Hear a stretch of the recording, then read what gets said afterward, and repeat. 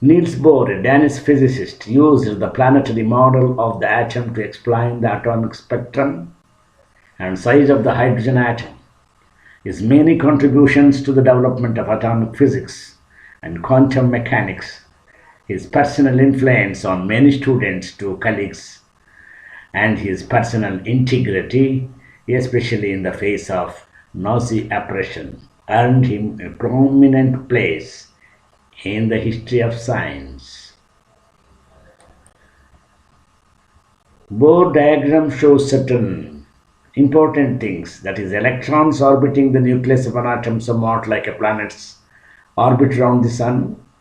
In the Bohr's model, electrons are pictured as traveling in circles at different shells depending on which element you have.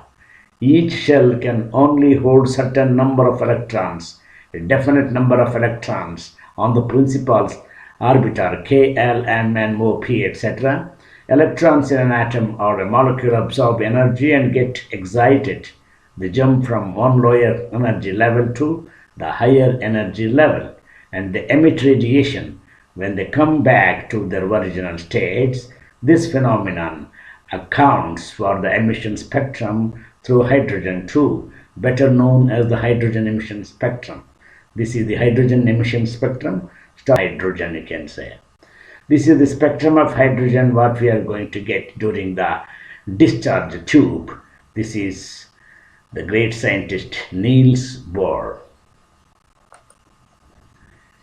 In the late 1800s, in the 18th century, it was known that when a gas is excited using an electric discharge and the light emitted is viewed through a diffraction grating, the spectrum observed consists not of a continuous band of light, but of individual lines with well-defined wavelengths. The experiments have shown that wavelengths of the lines were the characteristics of the chemical element emitting the light. They were an atomic fingerprint which resulted from the internal structure of the atom. What energy level diagram for hydrogen showing the Lyman, Bohrs and Paschen series transitions. The orbital energies are calculated using the above equation, first derived by the scientist by name Niels Bohr.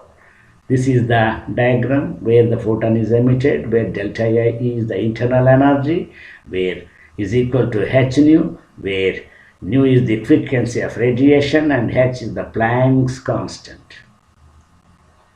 Lyman series V is equal to RC 1 by 1 square minus 1 by n square, where n is equal to 2, 3, 4, and Bohrs series similarly it follows the equation. Hydrogen spectrum wavelength. When hydrogen atom absorbs a photon, it causes the electron to experience the transition of high energy level to lower energy level. For example, n is equal to 1 and n is equal to 2 when photon is emitted to the hydrogen atom. The electron undergoes a transition from higher energy to lower energy level. So V is equal to 109677 multiplied by 1 by 2 square minus 1 by n square, which is the important thing developed during the spectrum formation of the Bohrs series.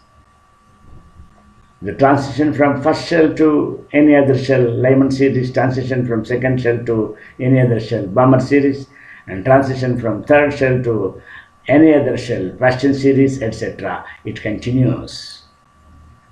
Johannes Rydberg, a Swedish spectroscopist, derived a general formula for the calculation of wave number of hydrogen spectral line emission due to the transition of electron from one orbit to another. The general formula for the hydrogen emission spectrum is given by hydrogen emission spectrum equation, where n is equal to 1, nu is equal to 109677 multiplied by 1 by 2 square minus 1 by n square. This is the equation where R is the Rydberg constant. This is the spectrum of Lyman, Bohrs, Paschen and Fermi series respectively, my dear friends. Thank you. Thank you for listening. If you want to follow our videos,